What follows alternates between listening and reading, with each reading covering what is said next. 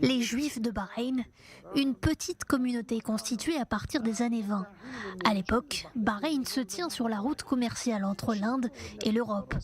Des Juifs d'Irak et d'Iran s'intéressent à cet archipel et finissent par s'y installer. Ils n'hésitaient pas à venir à Bahreïn, à venir chercher du travail.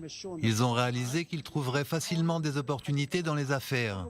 Alors, ils ont ouvert des commerces à Manama. Ils se sont associés avec des compagnies étrangères pour apporter des biens ici, puis les vendre. C'est ainsi qu'ils pouvaient faire des affaires à Bahreïn. Aujourd'hui, la communauté juive de Bahreïn ne compte pas plus de 40 personnes. Elle en comptait pourtant bien plus dans les années 30. En 1935, il y avait à peu près 800 juifs. Ils vivaient à Manama. La majorité vivait à Manama. Comme nous étions dans les années 20-30, la plupart des juifs travaillaient dans ce marché.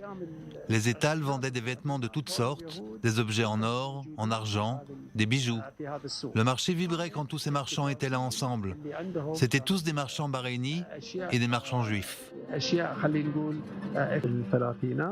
Ebrahim Nonou, aujourd'hui chef de la petite communauté juive de Bahreïn, l'assure que ce soit à l'époque ou plus récemment, les Juifs ont toujours eu des liens cordiaux avec leurs voisins arabes. Je suis né à Bahreïn et j'ai travaillé à Bahreïn. Pas une seule fois je n'ai senti qu'on me jugeait de façon négative par rapport à ma religion. Nous vivions tous ensemble, sans aucun problème. La tolérance était présente à Bahreïn. Nous savons que les musulmans sont tolérants. Et c'est cette tolérance que nous retrouvons la plupart du temps. Grâce à la signature des accords Abraham, les Juifs de Bahreïn pourront se rendre librement en Israël. Ils espèrent qu'en retour, de nombreux Juifs viendront à Bahreïn.